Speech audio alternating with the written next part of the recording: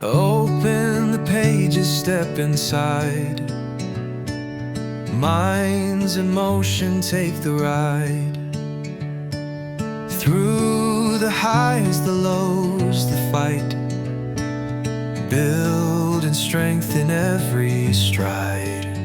Move the mind, feel it grow.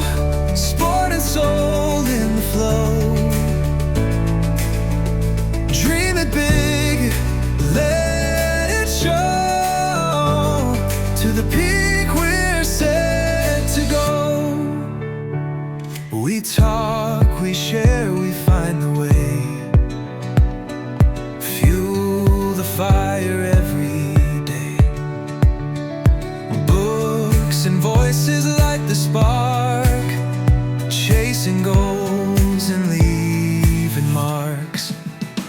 Move the mind, feel it grow. Sport and soul in the flow. Dream it big, let it show. To the peak we're set to go.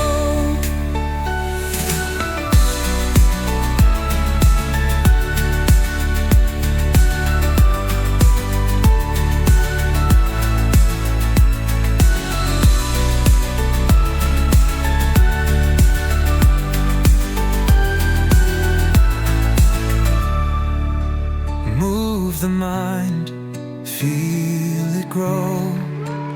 Sport and soul in the flow. Dream it big, let it show. To the peak we're set to go.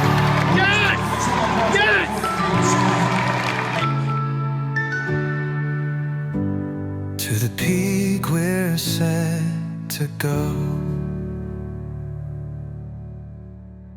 Welcome, everybody, to the Sport and Exercise Psychology Book Club and Podcast. I am very excited because this is the very first episode of the podcast.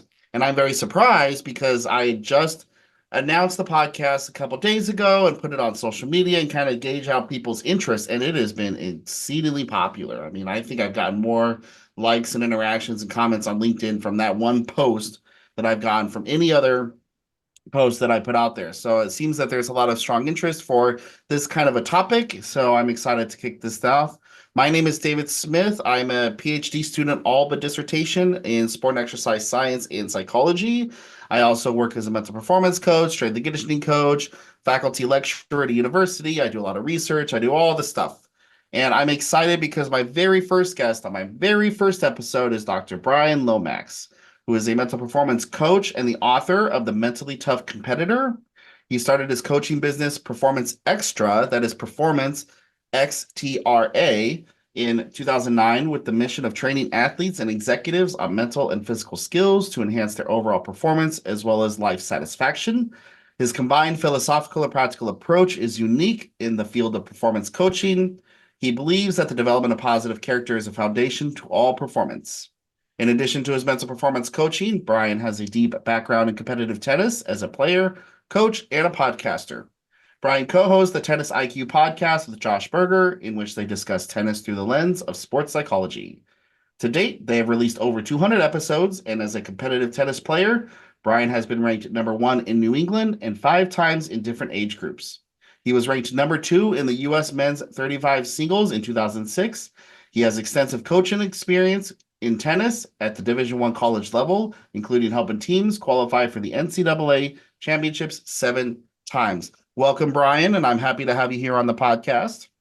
Thank you, sir. And it's an honor to be the first guest. Thank you. And similar to you, like when you put this idea out, I was super excited because I, like you, do a lot of reading, and it's great that we found a book that we both have read in common very recently.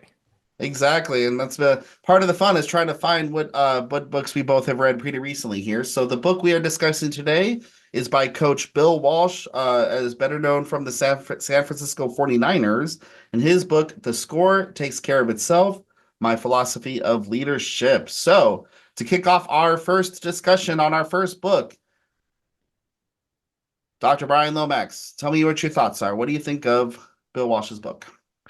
When I was reading it, Dirk, I was just unbelievably impressed at first at what I was reading. I felt like this was a little bit different than your typical sport coach book writing on leadership for business leaders, etc. It was really specific. And I guess number one, I love the title first, right? The score takes care of itself because a big part of Bill Walsh's approach is that when the environment is dedicated to learning, that's when the score takes care of itself. And a big part of his leadership philosophy is teaching. Yes, you're a coach, but you're really a teacher. And I think he had that in common with John Wooden. John Wooden would have said the exact same thing. And so the first part of the book is really talking about how Bill Walsh organized everything within the San Francisco 49ers organization when he first came on board. And he had like these binders of like how he wanted everything done, like in every single position down to, the office staff. And he called it the standard of performance, which I love because a lot of times we in sports talk about expectations, but I like to think that expectations are about things that are not fully in your control, where standards are, the standard of excellence that you want to have on things that you do control. And so I thought that was just a great lead in into his philosophy of like, this is how you set it up because you need that foundation to create excellence. And I'm actually old enough to remember all of this. I remember when the 49ers, his first year or two, were terrible. And people were sort of thinking, like, who's this Bill Walsh guy? He's clearly not a good coach, right? And then all of a sudden, things just change so fast. And now we look at that San Francisco 49ers organization back in the 80s as one of supreme excellence.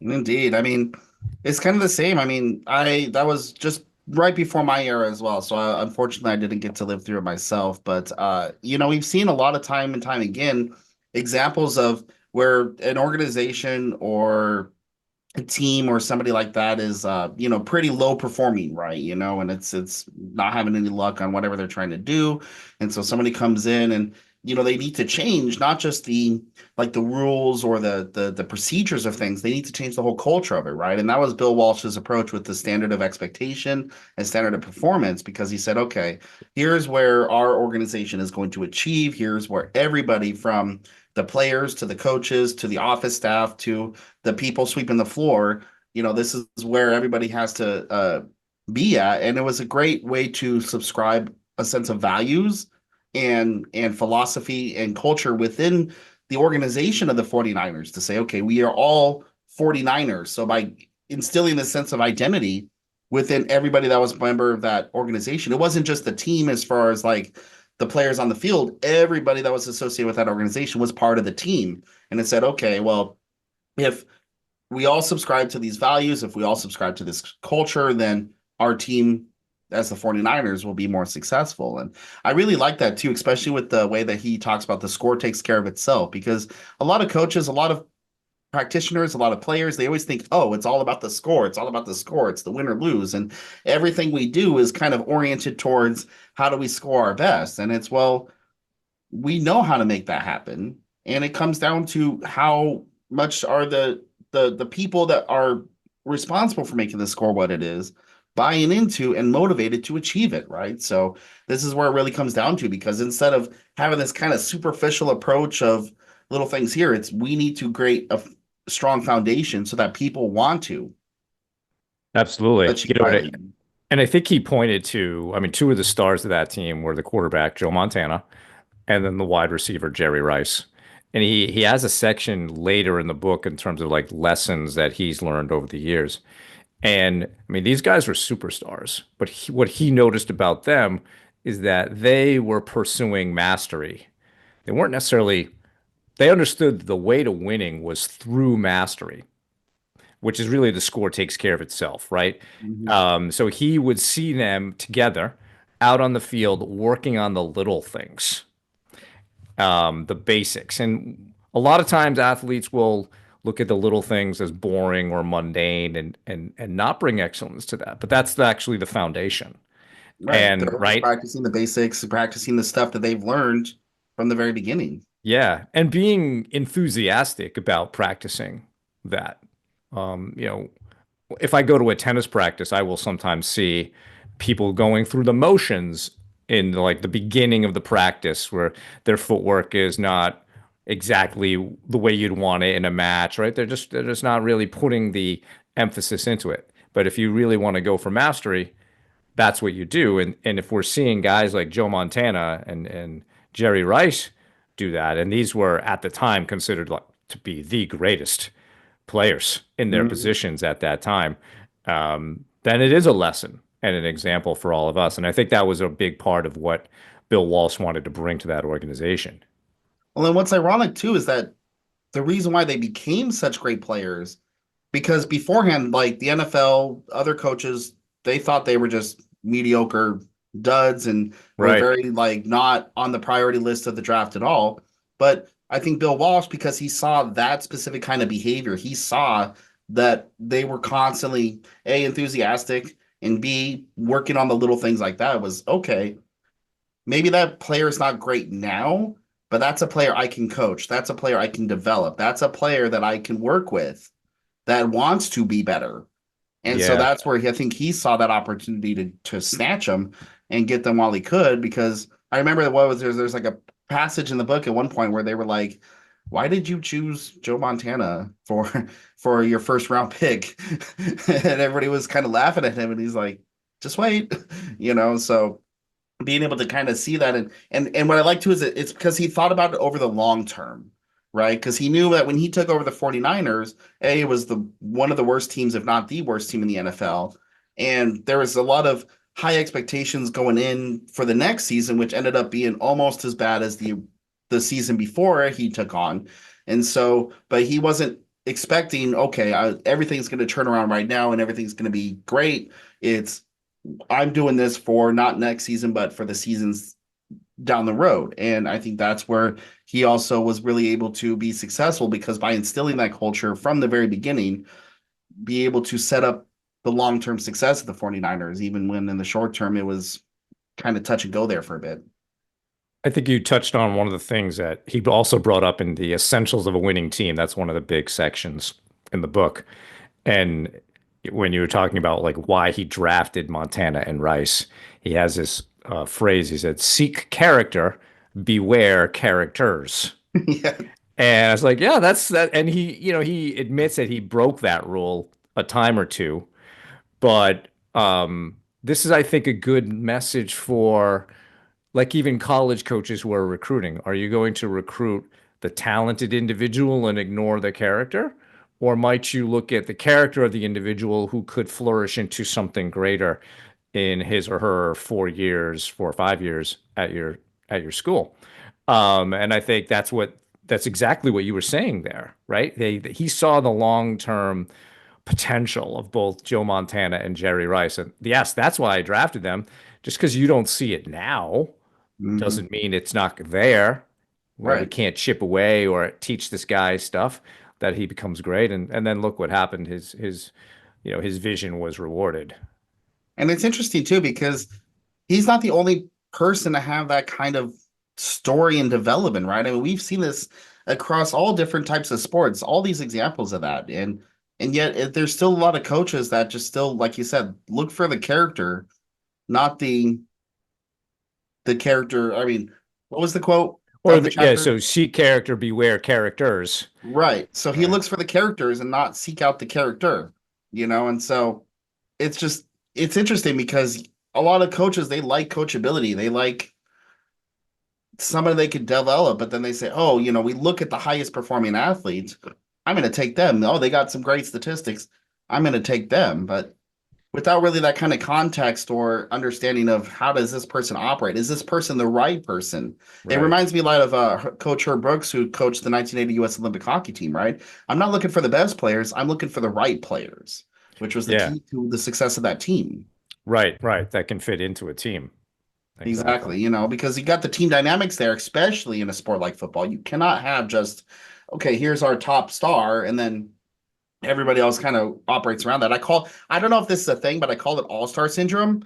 Mm. And it's like because you're so reliant on the one player that's good at the detriment of the rest of the team, which completely undermines like everybody else's motivation and values and the whole thing in the organization. And then if that all-star gets injured, then you're done. Right.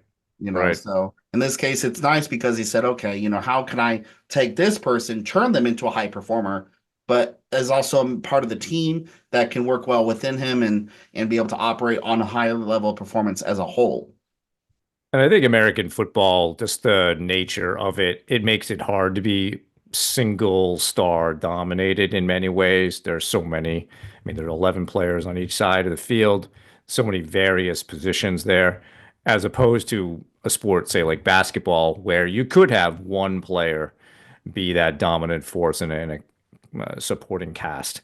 But I think a couple other things I'd like to throw out there, especially from the essentials of a winning team, um, were Success Disease, The Dance of the Doomed, and Mhm. I Believe in You.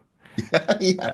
Um, and we actually, Josh Bergner and I, we did episodes on Success Disease and Dance of the Doomed as they would apply to tennis. Hmm. But Success Disease, this is something that he noticed after their first Super Bowl win, that for some players, it got to their head. Oh, There's I'm a Super Bowl winner. And then the next season they think, oh, I'm so great. And Yeah. And I think he even told the story of some players who essentially self-destructed personally yeah, I because can of see that. that. And so I think it's, you know, is that one success? Is that all you want? Is that all you want to celebrate? Or can you channel that into, no, let's do it again and Yeah. again? Dance of the Doomed, I thought was very interesting because we see this all the time, especially in individual sports that are like tennis or, sort of combat sports, where you're getting beaten solidly and you basically just willingly submit to the end. You just give up. You give up. And that's like the worst thing you can do. Hmm. That's not a habit you want to get into. And he tells a really cool story about a game against the New Orleans Saints where they were down, I think, 35-7 at halftime, and he saw this glassy-eyed look. Right. They give it up by halftime at that point. Yeah. And he tells his team, he's like, I don't know, something to the effect of like, I don't know if we're really going to win this game, but one of the things is we're going to find out who we really are in the Hmm. second half. And some of you may not like the answer. Yeah. And they went out and won that game 38-35 in Yeah. overtime. And what I like about that too is it's like the trope is all these like halftime inspirational motivational speeches and rally the troops and you can do it like get what is it, get one for the Gipper type things, and it's like that's the trope, but something as simple as what he just did there with the New at the game with the New Orleans Saints, right? Is we're going to discover who we really are. Is this who you want to be? And instead of trying to rally them, it's like, let me put this in your mind. Let me let you make the decision. How do you want this to end? Which Yeah, I thought he was a really brilliant approach on that front because it definitely. kind of like it ties in with the rest of the score takes care of itself because he instead of telling them what to do, he helps them internalize it for themselves and say, this is you. This is an expression of you.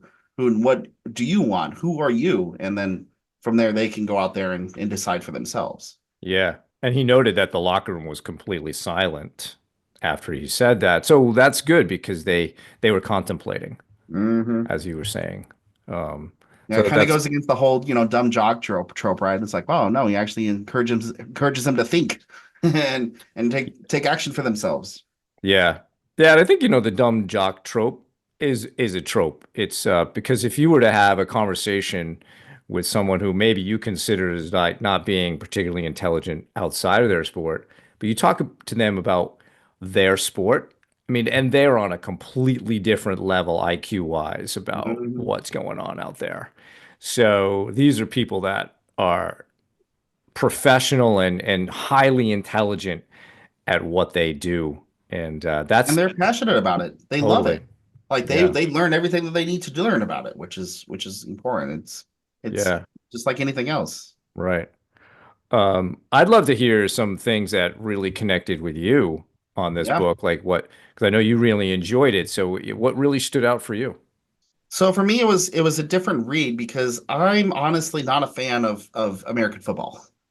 It is probably one of my least favorite sports, and I had just read this book off of the heels of another book, The League of Denial, which talks about the NFL's concussion crisis and that whole thing as well. So it was like, but I one thing I've been wanting, I love about reading, especially these books, is I love reading, hot topic books like that, that kind of give us an insight of here's the dark side of sport and culture. I like the technical books about coaching philosophies and technical how do you train different techniques. I love all these things. But what I love most is reading autobiographies and these kind of personal insights from athletes and coaches and things like that because you could take all this information that's all this academic literature and information and apply it to see how it actually fits in the real world. And so I wanted to step outside my comfort zone and take a look at Bill Walsh's because A, I just didn't know that much about American football, the NFL, and P was like, okay, there's still a lot I can learn from these coaches on everything, right? So leadership, philosophy, coaching, all these things. And what I really liked is I loved the standard of expectation. I love the standard of performance, which for me was when I read this, I was really surprised because about a year and a half ago, I took over the specific practice for the swim team that I was coaching. And this specific practice was a very notorious practice. It was very toxic. There was a lot of things environmentally, and then the previous coaches and a lot of other things that were happening that made this practice a very toxic practice and basically the equivalent of a low performing swim team in this front, right? And so like, athletes were showing up late, they were leaving early, they were just kind of like there to get a workout, but they didn't really care that much. So it was just kind of a whatever, right? So I was tasked with taking this over. And as soon as I did was okay, I started instituting some major cultural changes in the way that we run the practice, right? So here's proper etiquette, here's proper technique, here's what I expect every swimmer to come in with, like, you show respect, you be nice, blah blah blah, all these things that I started to change, right? But then of course it also came down to how do I run the practice? How do I design the workouts and the ways that I structure everything, So I had to change everything and all the on this front. And I refer to it as my standard of expectation. And I didn't say like it was kind of standard of performance, but it was also kind of standard of competence, right? And so I did all this like a year and a half ago, and I was thinking for a while there, I was like, oh yeah, I'm so clever, I came up with this. But then when I read the exact same thing that he did in his book, I realized I didn't come up with this. I learned it from somewhere. And I don't know exactly where I learned it from, but obviously it came back to Bill Walsh because, he did this with the 49ers, years ago. And so I was really neat because I got to see what I had done in my own applied practice already being done from other coaches in their applied practice and have essentially the same effect because my culture on my swim team in that practice turned around completely. We went from oh, this is the toxic Wednesday problem to everybody wanted to join that practice because it became such a positive. It was still stressful, but it was positive stress and people enjoyed it and were having fun and they were pushing them hard. And then before you know it, everybody's like, they're staying later, they're asking for more. And I'm like, sorry, we can't. We ran out of time. Like, we literally cannot do more. They're kicking us out right now. So I was really validated to kind of read that and say, okay, this definitely comes from not just my own training and background and knowledge, but from practical experience, which I really liked. And then, yeah, you talked about the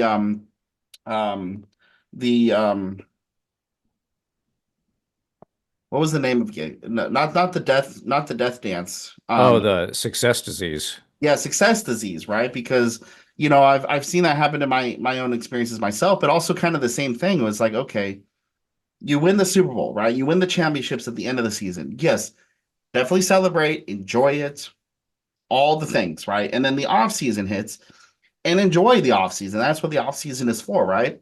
But then, like you said, athletes come back in the next fall or the next season and think, oh, yeah, we won a Super Bowl. we're so great, we're going to do it again, blah, blah, blah. But then it's the circumstances that led you to win the Super Bowl or the championship the last season are completely different. And the attitude's completely different as well. So instead of thinking, oh, we're building ourselves up from nothing and we're overcoming great odds and we're the underdogs and blah, blah, blah, it's now you are the dogs. You are Yeah. the challenge and stuff. So I really like that he kind of called that out because it made me think of, okay, if I was in that coaching position myself, how would I reset the team and reset their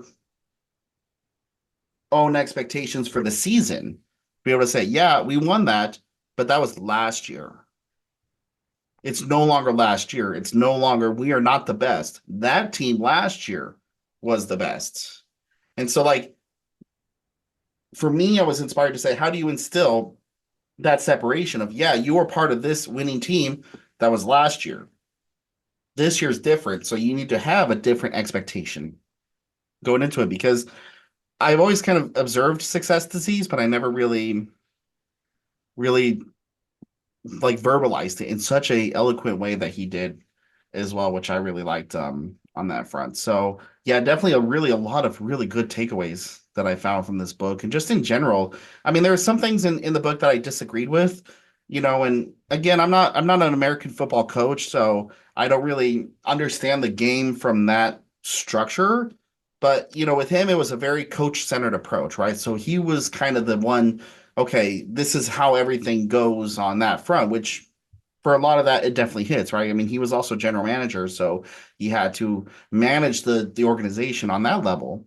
But I guess in American football, it's more okay to have a coach centered approach. For me, my philosophy is more of an athlete centered approach, which is something I is just obviously what makes us different on that front. So not necessarily to say his way is is any better or worse than mine. Obviously, his worked because you won what 5 Super Bowl championships in like 14 years Yeah, or something 4. like that. So it was a lot, but but there's still like so much that I was able to learn and take away from that read, which is why I mean that's why I picked it up in the first place. It was really nice to be able to validate a lot of the things that are still applicable even today. And his work was, several decades ago. Yeah, no, I think coaching philosophy and coaching science has certainly evolved a lot since the 1980s. I would agree with you that some of that, because I think he was trying to make sure he didn't get too close to players and things like that. But he was close enough to even the section on I believe in you, because he wanted to foster and cultivate confidence in his athletes. And he noted that, me saying I believe in you was a very impactful statement. And I think that that holds true today. That kind of encouragement and coming from a coach figure. So I would say that he was ahead of the game on that front too, he was because ahead of the game in today, a lot of things there, David. I mean, because no one was doing it the way he was doing it. His West Coast offense was saw as like a gimmicky offense. It'll never last. It's not real football. All that kind of BS, right? And it actually ended up changing the game so much. Just the scripting of the first 20 plays was hmm unique. Nobody was doing that. He just hmm did so many things that were ahead of his time, and that then became more the norm. Everybody with headphones now. There were not a lot of head coaches who had headphones yeah. on back then. None of them had these color coded sheets that Walsh had that he was calling plays. The guy completely revolutionized American football. And what I love too is that he was doing all these things, but the rest of the other coaches and the teams and stuff, they all thought he was a fraud. They all thought, oh, it's still that backwater team, and I don't know what crazy stuff he's doing or things like that, right? Because he was changing so much and doing stuff so differently against what was the established norm and the established culture that he had faced a lot of pushback from the other coaches and a lot of criticisms and things like that, which to be a game changer on that front anyway, you're always going to face that kind of criticism and critiques, but in the end, as the title of the book is, the score speaks for itself, right? So you can make fun of him all you want, you can criticize him all you want, but in the end, he still won those Super Bowls and he won them because of the things that he was doing there. And that was I think the really key figure there. What I really like too is that you said with the approach of I believe in you is, I mean, how many, even today when you talk about things like toxic masculinity, if you just go up to like your friends, you just say I believe in you. I mean, how like emotionally impactful that is, just saying that to a friend, right? And here's, some, professional football players that have been pushing their whole lives, against a lot of challenges, and to actually be able to hear that from somebody at his level, I imagine was huge. And today we essentially do the same today, especially in sports psychology. I just did a whole thing myself on praise versus affirmations, right? So why we should use more affirmations rather than praise. But something like I believe in you is the use of affirmations. That's, and this was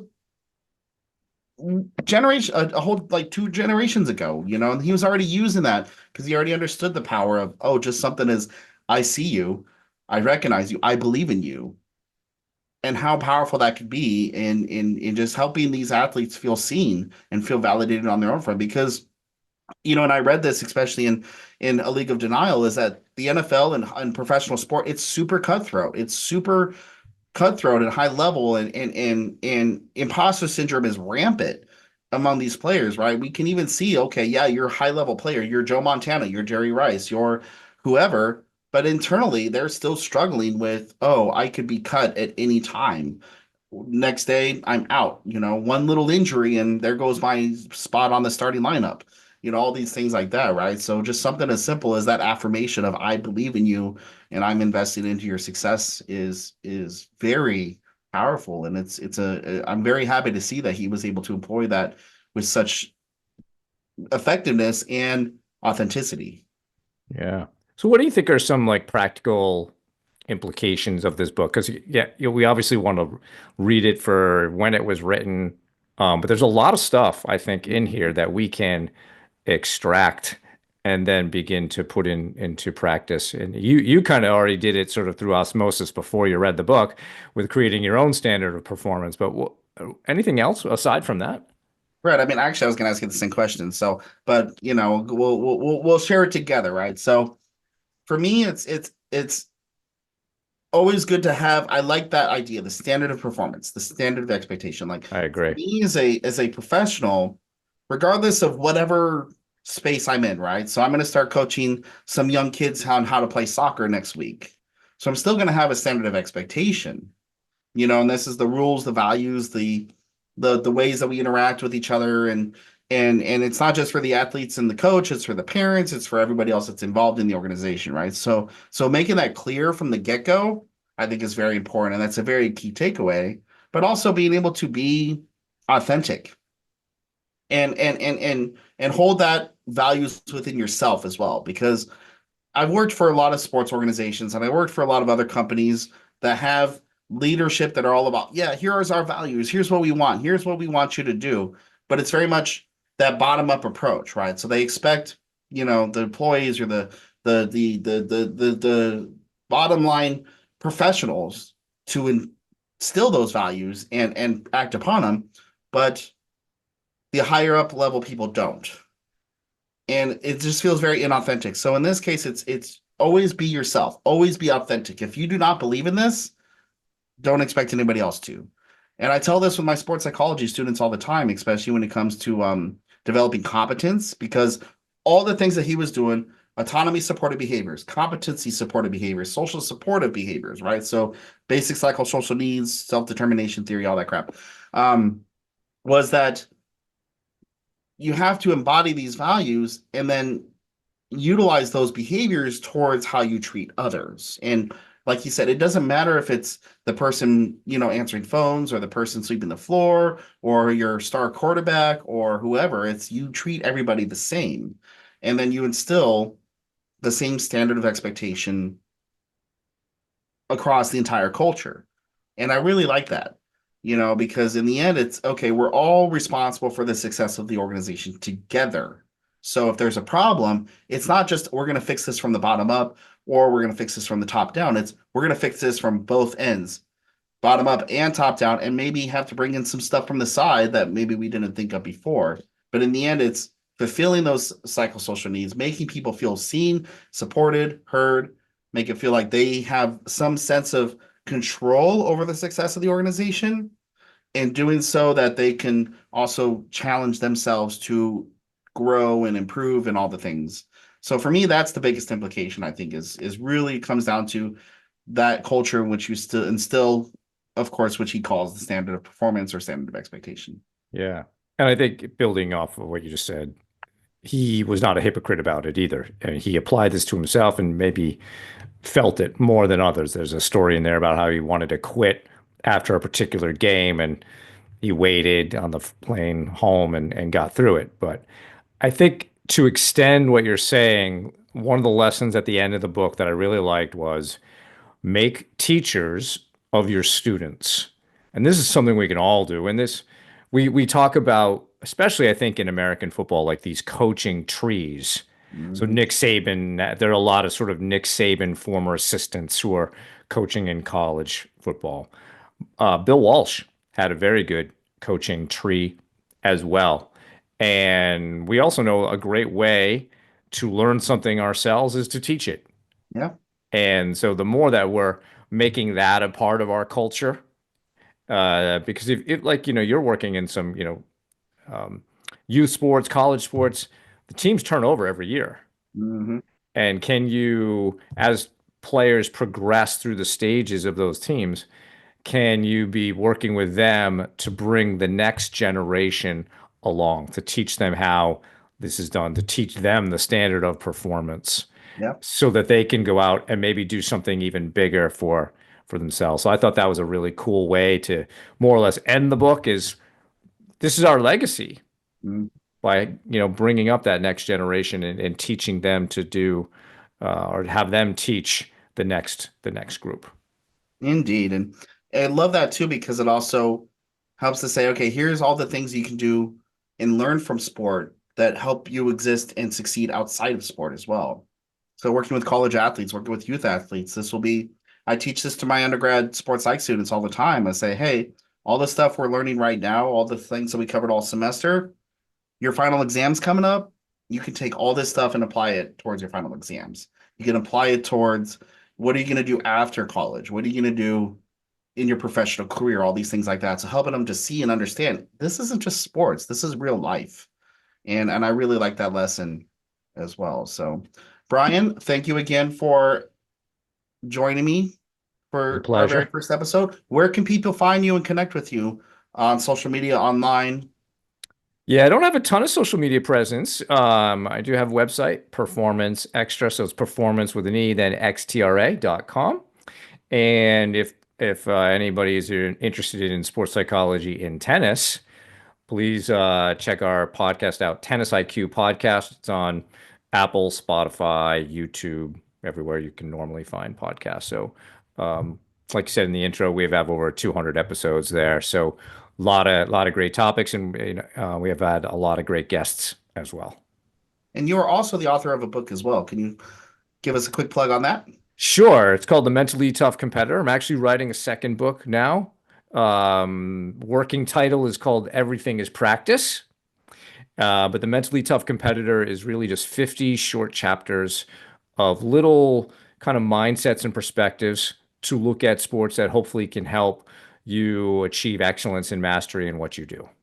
Wonderful. And I believe that's available like on Amazon. Amazon. So yeah, paperback and Kindle on Amazon. Perfect. Awesome. Well, thank you again for joining me. And I hope all my listeners and viewers were able to get some information out of this episode as well. And if you're really interested, definitely pick up both Bill Walsh's book, The Score Takes Care of Itself, as well as check out Brian's book as well. If you liked our episode, make sure you give it a like and a rating on Apple Podcasts and Spotify. Help us build up our audience and share the good word. And we will see you next time on the Sport and Exercise Psychology Book Club and Podcast. Thank you. Open the pages, step inside. Minds in motion, take the ride. Through the highs, the lows, the fight. Build and strengthen every stride. Move the mind, feel it grow.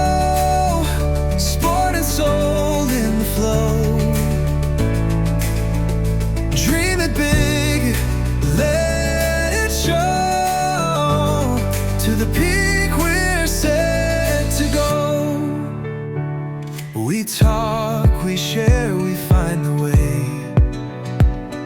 Fuel the fire every day.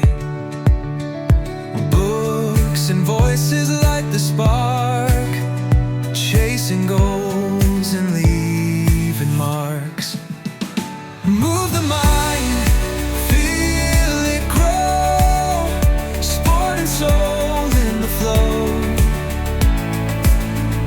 Dream it big, let it show. To the peak we're set to go.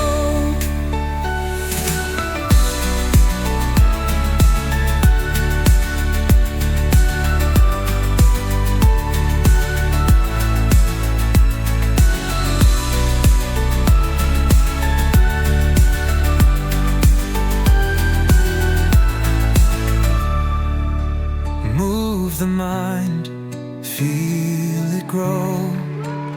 Sport and soul in the flow. Dream it big, let it show. To the peak we're set to go.